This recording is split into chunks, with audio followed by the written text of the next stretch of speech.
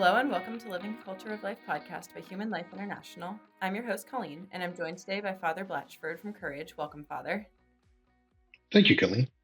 It's great to have you back on the show today. We're going to be doing our follow-up episode to our previous one today. And last time we talked about Christian anthropology and how that relates to same-sex attractions and helping individuals with same-sex attractions. So today we're going to be discussing loving accompaniment for individuals with same-sex attractions. So, Father, what points do you think were important from our first episode that people should have in their minds going into this conversation from Christian anthropology? What are the key points that people should be thinking of today? That the story that we make from our experiences and relationships throughout life is nested in a greater story, the story that God has for creation and what he desires for us for our happiness and where we'll find that happiness. So even though we get to choose how the story progresses in some ways because we have free will, he also tells us, well, here's where you're going to find happiness. So stop looking for it over there.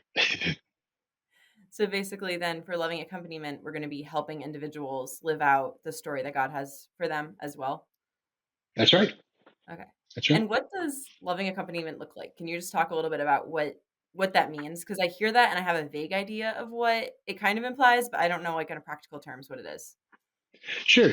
So many of us, right, have close friends or loved ones who identify as LGBT or in that community. And the question is sort of, how can we share our faith in an uncompromising way? How can we share our love of that person, right, while communicating, or how can we communicate the love of that person while still maintaining, those parts of the faith? How can we share both of those things without waving away, without getting away, or dismissing the true purpose of sexuality, right? That's in essence what true loving accompaniment is.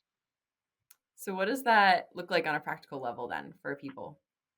Well, I mean, I would begin with rather than when someone comes to talk to you, right?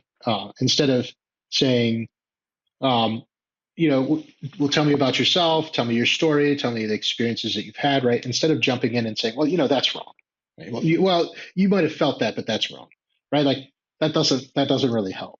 And if I were to say, oh, Colleen, how are you doing? What went on yesterday? Tell me a story about it. And you started telling the story, and I kept interrupting you and saying, well, no, it would have been more like this. It would have been more like that story would end really quickly and I probably would be in trouble, right? Like, because we don't do that. Like, that's not how we maintain a relationship. And that's not how we give somebody, that's not how we welcome somebody. And so part of what we need to do is begin by learning to truly listen to what somebody has to say without jumping in with the moral consequences, right? Like this is what uh, Pope Francis says, but like, when we look at how God accompanies people, he accompanies them first from where they are, right? And so we have to be able to meet them and hear where it is that they are so we know where they are. And that means that we can't correct them. We can't just jump in. And by giving them an opportunity to take what they're saying seriously, to really think through it and to share honestly and fully their experiences and how they view it and whether or not it's important and the morality around it and how they feel about that and how they feel about how society feels about that. Like, we give them an opportunity to take it seriously themselves. And this is really important. We see Christ do this, right? On the road to Emmaus, right? Like, he appears to his disciples, and before he jumps in and dazzles them with the transfigured body and says, "Hey, it's Jesus," right? He says, "Tell me what happened." They're kind of dejected. They're walking along. "Tell me what happened. Tell me your story." And he doesn't start beating the scriptures, pointing out how they're wrong about the Messiah and that he was going to be raised and that he's going to do. No, no, no, no. Like, they share their angst and their suffering and their erroneous conclusions, right? Well, I guess he wasn't really the Messiah. And what does he do? At least from my reading, and I think the church fathers, is he says, starting with the Old Testament, he walked through scripture. He basically made the connections. He's like, oh, okay, well, I see how you had that, and it's a really important experience. And obviously you feel like that because of this. But, then there's this other thing too here. Do you remember that? Oh, well, yeah. Yeah. Well, and how would that fit in? Like I'm just kind of I'm projecting into this, right? But he would have been leading them on like piece by piece. He wouldn't have just said, well, this is where it is, and if you're not there, sorry, you're going to go to hell, right? Like he started to open it little by little. He did it in a very cunning way, right, or a very innocent way, right? Like he knew they were wrong. He knew who they were. He could have shown them the entire uh, gospel at once himself, risen. But he didn't, right? Like he met them where they were, and then he slowly is staying with them, suffered with them, because I mean he's walking all day, right? And it's in the hot sun, and it's not like they're munching on fruit or something, right? Like this is a little bit of work here, right? So he meets them where they're at, he stays with them in that suffering, compassion to suffer with, and then he slowly points in the right direction, but makes them take all the steps. And then at the end, right, the culmination of it is they knew him in the breaking of the bread. Like the communion of persons, when that relationship is fulfilled, that's when they're like, oh, now we know who this guy is, right? And then he's gone. And like that's kind of what we need to be doing. Not that we can apparate and disapparate or something like that, but to be with somebody in such a way that we're not just saying, well, the church says this, so you need to do that. Mhm. And when you get there, you come and let me know. It's like, well, no, you go and you stay with them. Job, only one of Job's friends went and sat in the garbage with him. And that's what we need to do. We need to go sit in the stinkiness and pain and the nastiness of suffering. And people have to know that we're not going anywhere. And that's really what we're called to do. And when we do that, right, we that's when we really learn how to listen with an open heart. And listening with an open heart like that, right? Like even if they are trusting us, it could still be hard for them to bring this up, because even though we might just be finding out about it, but they might have been thinking about it for a long time, 5, 10, 15, 20 years, right? And and it's important for us to be able to receive all of that, um, with gratitude. Really, the fact that they let you in on this, that they're sharing these things so that you can know them better. It doesn't mean that every experience they had is right, right? Like we're not looking for agreement. We're looking for accompaniment. And accompaniment means as being like a group of imperfect people, right? United in seeking God, doing the best they can, growing in grace by means of the sacraments. Like that's what a loving accompaniment means. It doesn't mean like getting there necessarily. It could take a long time. It might take a whole lifetime. In some people's cases, it does. Actually, in all cases, it does because of original sin, right? It's just that some have stronger temptation when it comes to those things than others. What situations do you need to be aware of if you're accompanying someone to make sure that you're not affirming something sinful? Like, how do you navigate that? I guess I'm thinking of situations where people say, call me by, this is not same sex attraction, this is going more into the gender side of things, but they have specific pronouns they want to be called by or a different name. What advice do you have for people for loving accompaniment in those situations where they can not deny truth, but at the same time have that relationship with someone? Well, and oftentimes, and this isn't to say that it's all relative, but like we have to evaluate what's going on, where we are. Am I a public person? Is this a public venue, et cetera? Right? Like, so as a priest, we go and visit people in nursing homes. Now, when I go, Mrs. Tompkins in the nursing home, and she's 90, 100 years old, and she was a fifth grade teacher for 2/3 of her life or something like that, something ridiculous, right? Or half of her life. And she thinks that I'm one of her students. Now, is it a lie if I don't correct her, or deception? Well, no, right? Like she's at a point where we would say that she's delusional, or it's a time where sundowning, where certain things that are going on with the body, there's more lucidity or less lucidity, right? And the body's falling apart. Okay. Well, the same thing is true if I go to visit the people at the state asylum, at the parish I used to be at. Like you take everything they say with a grain of salt, right? And you can affirm those things to a certain extent as they see them, even if they're delusional. Now, when it comes to I like the declaration of something that is false. Like obviously we can't lie, and so like if we know that, if we're aware of it, having a private conversation with somebody about like, I know this is really important for you. This is hard for me. I'm not comfortable with this. You're asking me to do something that I truly believe is wrong. Now I'm willing to meet you somewhere, maybe a nickname or just the name you've chosen. Like, okay, right? I mean, it's a little hard, but it's not that hard to just use someone's name instead of a pronoun. That's what pronouns do. They stand in for a proper noun, right? Like, so we could easily enough do something like that, and that can ameliorate the situation. We can communicate we love them and how much we want to accommodate. This is hard for us. We're still learning, especially if maybe I'm older, I'm a grandparent or something, new to me. You're going to have to be patient with me. I'm going to do the best I can. I'm not going to be. I promise. I'm not trying to do anything to make you mad or to try and make a statement. But like, I'm learning. This is new to me, and the fact that you've had this name for this long and you've changed it, that's hard. Even if it was just, let's say you wanted to change your name to Jane legally, right? Like, family members would be like, well, I've never known you that way. It's going to take a while. Um, and so we can, when we start to couch it in those terms with somebody, right? Then, then I would say that's where we can have that conversation about a nickname or just using the name the person has. An individual was speaking to me the other day, and their child chose a name that's two saints' names. I said, well, why don't you just use the saints' names, right? Like, use the names that the person picked, and then in your mind, just invoke those saints to be with them and to be their patrons. Like, for whatever reason, this child who's hurting chose these names, right? And this particular child is actually an adult and lives on their own, right? But it's their child. Like, that's a beautiful thing to do. Like, why would that be a problem? We choose a new name at confirmation. So like, I don't want to get too caught up in a specific rule, but that's kind of a general understanding of how I might approach that, because we want to be able to be there with them, and we want to do the best we can to not be just totally cut off. But it's okay to also say I'm not comfortable using a pronoun that doesn't apply. Hmm. Yeah, that's interesting.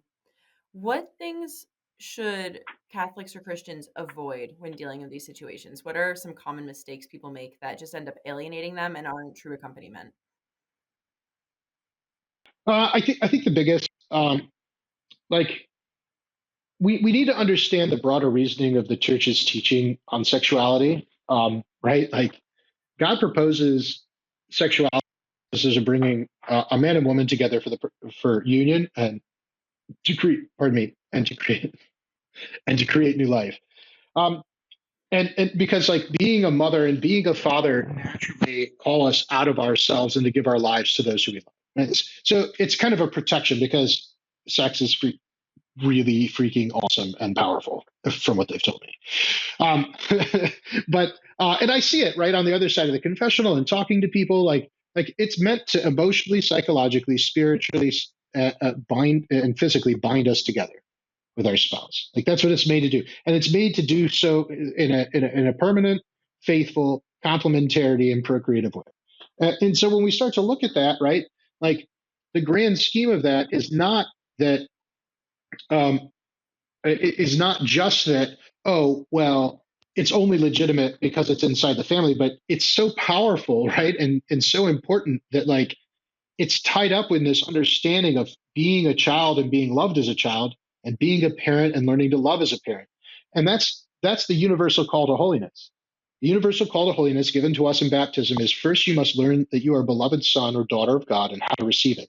And then second, you have to learn how to have received that love and then go give it to others who are in need, others who are suffering, others who don't have it. And in that way, you become a spiritual mother and father. And it's not just like a consolation prize. Oh, you're not married, you get to do this. No, like it's real, and it's fulfilling, right? Like, this is why you see, um, at least I see it with men who are like successful businessmen. They're not necessarily super wealthy, but they're very successful in their communities and being tied in. They find great pleasure in finding people, individuals with potential, and saying, well, if I just gave a little nudge here, if I just mentored here, like, wow, they could even be better than me. Like, people who they're self-possessed, and they know that they have something to share, they want to share it. Like we naturally want to mentor that. That's part of what raising kids is about, and that's why it's so fulfilling for us, and probably the most fulfilling thing you could ever do. At least that's what people tell me.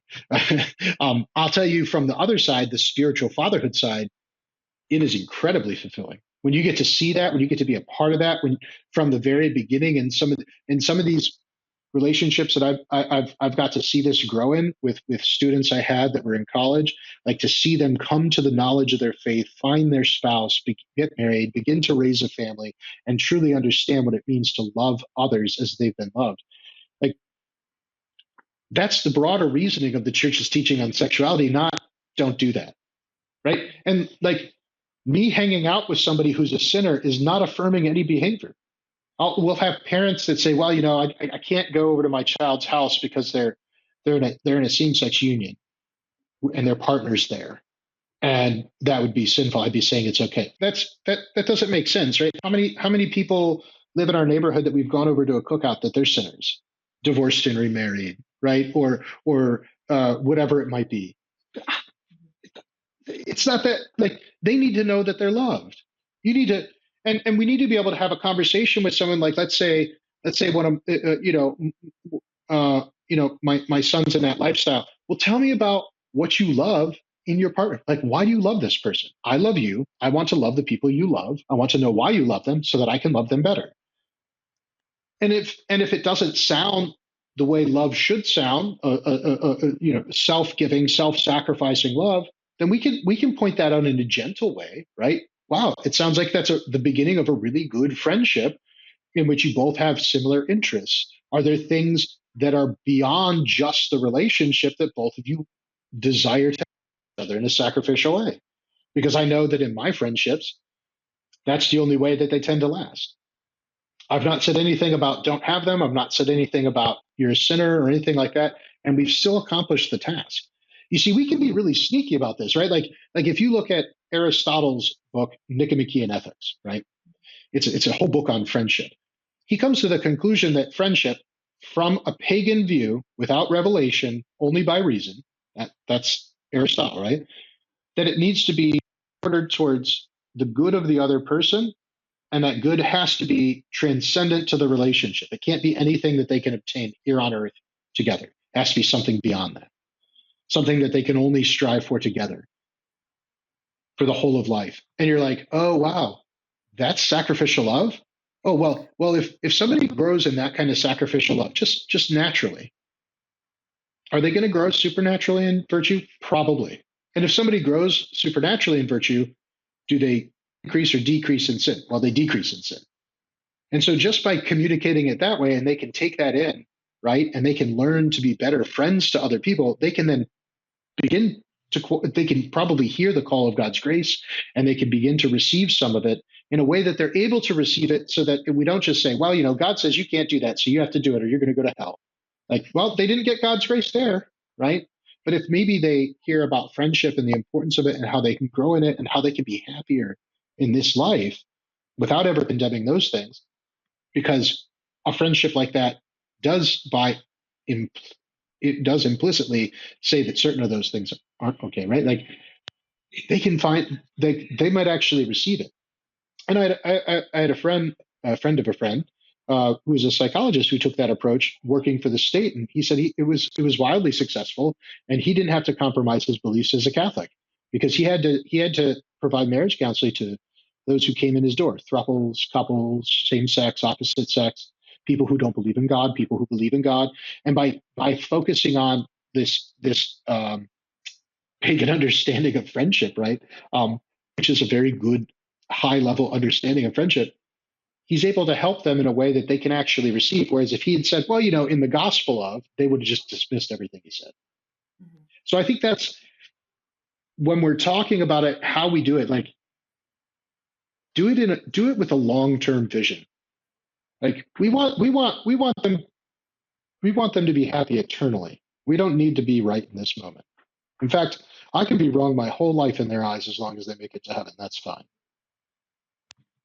Sorry, that was kind of a freewheeling answer, but No, it's good. I feel like I'm still a little confused about why helping people have healthy relationships when those relationships are sinful can help them get to heaven. Okay. So the question I would ask there, or the way I might respond first is the relationship itself sinful, or are there actions within the relationship that are sinful, right? Because two men loving and wanting with each other, having intimacy emotionally, psychologically, spiritually, right? And even physically to the extent of a hug or proximity, that's not evil. That's normal. That's good. Mhm. Like that's what we're called to. We're relational beings. Now the desire to express that desire for intimacy, need for intimacy, to express that intimacy in a genital sexual way, that's what we have a problem with. And so I would hesitate. The relationship itself is fundamentally sinful Okay. because I don't think any relationship between two humans is fundamentally sinful. There's always a good that they're going for, right? Like now they might be caught up in the pleasure that it brings me or the fact that I can escape from my spouse, if it's an affair or whatever it might be. Okay, fine. Like we could say it's based on something wrong like that, but is two people caring about each other, is that ever going to be wrong? I don't think so. How they express it, I think that's where we would get into the and that's why I think it's important. Like if we are relational beings, which I believe we are, and our relationships are to imitate that of the Trinity, let us create man in our own image and likeness, which I believe they should, then any relationship which grows in virtue being a conformity to God, a likeness of God. We have the image, but we grow in likeness of God, right? Anything that helps us to grow more in likeness of God is going to be increasing, is going to be forming that relationship to better reflect the relationship of the persons of the Trinity. That's how I would answer that, I think. Okay. That makes sense because that was kind of, yeah, something that was occurring to me. And I figured if it was occurring to me, it was probably occurring to our listeners too. Yeah. Yeah, dealing with those kind of Well, situations. see, I think most of the suffering of the world comes from loneliness. Now, I'm not pulling this out of my ear. This isn't something super profound. There have been a couple of videos. There's the Humanum series on marriage and family that came out years ago that mentions this, and then of course John Paul writes about it a lot in Love and Responsibility and the Theology of the Body. But this idea, right, that the only proper response to human suffering is love, and that we all crave love, right? Like means that if I'm able to provide love to someone who's suffering, I would say it's, I wouldn't want to say duty in the sense of society puts this on me. I would want to say like it's almost like an ontological requirement, right? I mean, what mother walks past a little child crying on the side of the road, even if all her kids are gone? Mhm. None. They all go up to that little child to see what's going on, right? Because like here's this kid in suffering. And the same thing is really true in most other cases of suffering, other than if culturally it's unacceptable, like homelessness or something like that, that we usually people are going to be enter into that relationship with them to find out why they're suffering, and if they can help alleviate it or just be with them. That's natural to who we are. And so I would say that that's fundamentally, I think that's where a lot of this stuff comes from. I'm not saying like that's what causes particular questions about sexuality or orientation or gender, but I think that's where that suffering comes from that can lead to those things, right? And I think it's kind of borne out in culture. We see a lot of suffering, a lot of lack of connection between people. Um, part of that's the instant gratification of our modern world and social media. As Benedict XVI said, the ways of communication have increased greatly, but the vastness of our interior deserts keeps growing. So we don't have that intimacy that we used to have with other people. Men are on average are having like one and a half friends over the course of their life, one and a half close friends, and Yeah. women are down to like two or three, and they used to be up at like 10 or 12, and guys had three or four.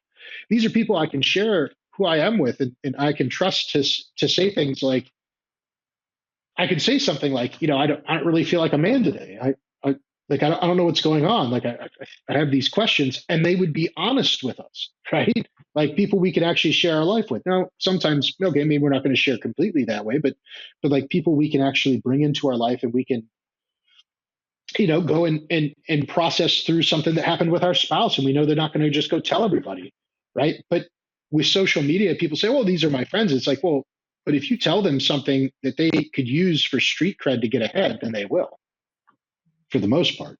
Right. Because people are more likely to kind of be jerks when it comes to being online, to lie, to deceive, to be angrier, because there's no consequence. You're separated from the consequences. I could be anybody. Mhm.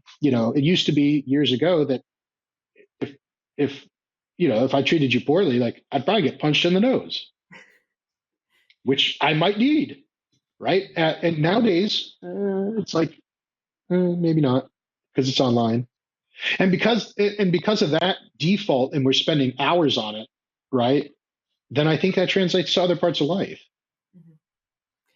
I remember even hearing just with driving, people do that. If you forget that there's a person in the car in front of you that's going 25 and a 35, like people can get so frustrated with people, other drivers, and it's because you're looking at the object, which is the car, you forget that there's an actual person driving it. If you're Which, driving 10 miles under the speed limit, you're not a person anymore. Sorry. I'm just kidding. I get that all the time, yeah. particularly where I work. Oof. Ooh. But yeah, no, it's so easy. And like, even, I mean, don't get me wrong, like I do the same thing, right? Mhm. And once I catch myself, I'm like, all right, now I got to say a decade of the rosary for the person because they clearly don't know how to drive. Maybe Mary will inspire them. It's like, okay, that's where we start. Maybe that's not the ideal. I should be nice and pious and calm, but maybe that's where I start. And like you said, like we have to begin to see them as a person. And this is something I think that happens in the wider, part of accompanying somebody is welcoming them into the church. And I'm not talking about, clapping when they walk in or making sure that they feel good when they come per se, but that they actually feel like they're a part of the group. And that doesn't mean that like, oh, well, we're going to have a cookout for all our members that have gender questions and, questions about their sexual orientation. Like, no, like well, they need to be normal parishioners, just like everybody else. Mhm. And I think with the people in the pews, there's a bit of there's a reticence there sometimes, right? And I think it's because there's a lack of knowledge, right? Like, well, I don't want them to influence my children. It's like they're coming to church and they're living the way they're supposed to. Everybody else in here is a sinner as well. Are they not allowed to come? Are they not invited? And it's like, come on. When people feel loved and accepted for who they are, they're far more likely to actually live the way they're supposed to. And it's hard. Like I've had trouble convincing people of that. Mhm. And it's like, well, no wonder we're in the position we're in. People are lonely and suffering and they want connection. And every time they try to form connection with you, you're like, well, you need to stay back over there. I've noticed that before. Sometimes it seems like within Christian and Catholic communities, especially conservative ones, in their reaction to the anti-marriage trends of the culture, they take it out on individuals who might be struggling with same-sex attractions. Like it's one thing to be like I can understand the frustration with the push and the agendas and all of that in movies and books in grocery stores during Pride Month. Like I can understand frustration with the agendas being pushed, but that you can't translate that frustration to the individuals who are struggling with personal sins. Yeah. Well, and you can't even do it with the people who, let's say, they're not struggling, like they're just kind of living it out, right? Mhm. Like there's a place for the culture war, but when you're sitting down and talking to a human being before you, that is not a culture war unless you're being interviewed, right? Like, or you're at some sort of a debate. Like we can have conversations about the culture war, right? But we should never be responding to the individual that way. And this is a problem that we see periodically with maybe parents who come to us and their child's come out and they're like, well, I don't know what to do. Like I need a book to fix this or what have you. Whenever their child says something that has to do with that culture, they see it as an affront and they have to immediately attack it because it's a part of the culture war. And it's like, no, that's your kid. And there's a dissociation there, and it leads to some serious pain on the individual who's experiencing it, of course, the child, but also for the parent, because then a couple of years later they're like, I can't believe I said that. Mhm. And like, yeah. And if you just substitute those people with my child, maybe like you come to the realization like, oh man, I got to be more careful. Mm-hmm. Myself Um, as well, especially. what advice do you have for parents who are dealing with younger children struggling with this as opposed to older ones? Because I feel like if your child is 18, 19, moved out of the house, they're an adult and they're struggling with this lifestyle, how you respond is going to be different than if you have a 10-year-old who you're still trying to raise and help grow up. Do you have any advice for the parents raising young kids who might be confused or struggling because of social influences in their school? So 90% of gender identity questions uh, resolve themselves with what they call watchful waiting. This isn't just, oh, well, we're just not going to do anything. It's a little bit of family therapy to help mom and dad and siblings communicate love better. Mhm. So maybe you've probably, language, how we communicate about certain things, how we communicate love. I think of an instance growing up. My dad is very task oriented, very to use the old sort of temperament terms, choleric, and my brother's melancholic. He said to my brother, I don't understand why you can't do what I just asked, like just what I asked you. Mhm. My brother took it as an affront. He was hurt for multiple days. So my dad spent over a week figuring out how to best communicate his love to his child because it's not about him, it's about his kid, right? Like, and so you can have kidding to the best of their ability, but the kid's not hearing it right, right? The other thing is on the side of the schools, like you got to know what's going on there as a parent. There's a good group called Advocates for Protecting Children. If you have someone a child who has these questions, it's coming up. Kids don't speak naturally in terms of sexuality and gender at 5, 6, 7, 8, 9 years old. Those are adult words. Those words have to be taught to them, and then they have to be formed to use them because they just don't care about it. It's not on their radar. It's not something that's important to them unless they've already been sexualized, right? Because naturally you become aware of the opposite sex and your desire or lack of desire for them around when puberty happens, somewhere between 10 and 14 years old. So kids using that language before, or teachers using that language around kids before, like that should be, it's a signal like, hey, what's going on here? Why are they using this kind of language? And Dr. Miriam Grossman is a Jewish woman who's a psychiatrist. She's been in this field for about 15 years, and her website has some really great resources on that, like how to work with schools, how to work with individuals, what to do. Like, if the child has suicidal ideation and has been checked into a mental hospital, how do you communicate with the medical professionals and social services to like, if to get your child back in the home and out of state care, provided they're not on the suicide watch kind of thing. So there's a lot of really good resources out there like that. I would hate to just come up with the rule because it's a little bit different with each one, but oftentimes it's like remove the biggest influences, um, and then structure healthy influences for them. But you have to make the sacrifice to do it. You can't just take away what you find offensive. Like you have to make it a point to go out of your way to establish those things are going to be helpful and good for them, right? That's an important part of this. And then um, really a lot of parental interaction with them about uh, unpacking it. The term used in psychology is called emotional intelligence. Mhm.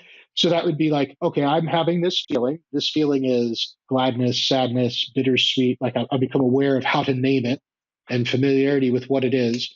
I can connect more or less to some understanding of where it's coming from and why I'm feeling it. I can be aware of what you're feeling at the time. I can deny my feelings and help you to achieve the goal that you wish to achieve according to your feelings. So, this task at hand, denying myself, right? And then I can feel positive about that. Now, this is all learned by being given leadership responsibility and then failing and then kindly being mentored into understanding how you could do it better where you were unaware of something that somebody else might have been thinking or what have you. Anyway, so like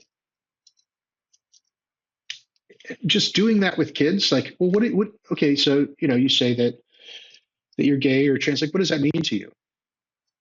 I had a conversation with a young lady once, and what it meant that she was asexual was I've been exposed to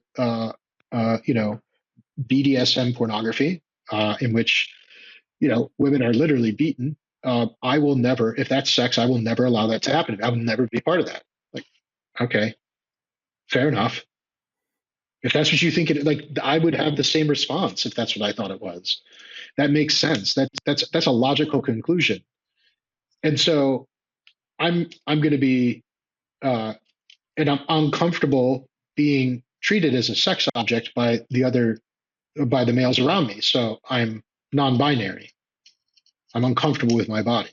Like, okay, that also makes sense. Again, right? They're oversexed, pornified young boys making stupid comments and looking at you like an object, and you're being exposed to this. I mean, all pornography is disgusting, but this especially disgusting type. And you're saying, I'm not going to be a part of either of those things. That's a normal, healthy response, right? And they're choosing a label for it, right? But you don't know that unless you have that conversation, right? Or, well, but I'm biromantic. Well, what is it? Like, then you start to unpack it. It's like, well, I don't want to have sex with people. I just want to be friends with them. Like, okay, like we're still in the realm of nothing. The church has no problems with any of this. I mean, other than the fact that some of these things happen, like the church has no problem with you wanting to say, I don't want to have sex with people. Okay, fine. Like we call it celibacy, if it's actually for a purpose, right? It's chastity for everybody, right? To have self-control and possession, self-mastery, not self-control, self-mastery, to be able to give yourself freely. That's what we want. So I would say unpacking that emotional intelligence, like really kind of working on that with a kid to help them express their feelings and what they're thinking about something is probably the most important. And then after that, looking at some of those other resources, because it's like it's one thing for someone to say, oh, I feel this way, or I have a question about this. It's another thing to say, you can't tell me what I can think. I'm going to do this, and you have no say. It's like, well, you're 10 and you live in my house. I do have a say. And they kind of have some resources that are a little more tailored to particular situations. Cool. Yeah, that was a good because I wanted to just it is when you're talking about parents and children, there's such a broad range of ages and the parent's responsibility in helping form their child at different ages. So I just kind of wanted to cover a little bit of the nuance of that. So Yeah. this is cool. Yeah. Well, and I would just say, like on the heels of that, like none of this is to fix somebody, right? It's to help them come to an understanding, of the God given gifts that they have by having a sexed body and what that means, and that a woman is any personality in a female body, and a man is any personality in a male body. It doesn't really matter those other things that you might desire or what have you. I mean, I spent hours with a couple of sisters going gaga. Yes, that's the right word, over silk and balloons and bullion, because I design my own vestments. I love fashion. Okay, that's great. It's really helpful when you're a priest and you have to make vestments. Okay, like there's nothing wrong with that.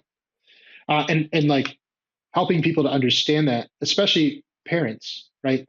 So that they don't say to their kid, well, I don't know. We always had questions about this personality trait. It's like, why would you ever say that about your kid? Like, like if they want to be more artistic, they can be more artistic. It's like, it's not a problem. I mean, look at Van Gogh, Da Vinci. There's some pretty famous guys. If the young person happens to be male, right?